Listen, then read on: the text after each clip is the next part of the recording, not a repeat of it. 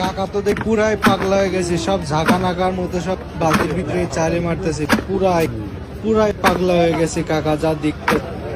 মানে এইখানে দেখা আছে এই সেই কানসা গরম ঢাকা লালবাগ কেল্লা ঝালমুড়ি। ও এখন সে মুড়ি চালে মারতেছে গ্রামের ভিতরে, এখন চানাচুর মারছে। বা চাচা তো দেখি পুরাই পাংখা, পুরাই পাংখা, চানাচুর অনেক পদের মারতেছে, পুরাই পাংখা। তার স্টাইলটা দেখে আমার খুব ভাল লাগছে। ও এমন জোরে যে মারতেছে মনে হচ্ছে বালতি ভাঙে যাবে।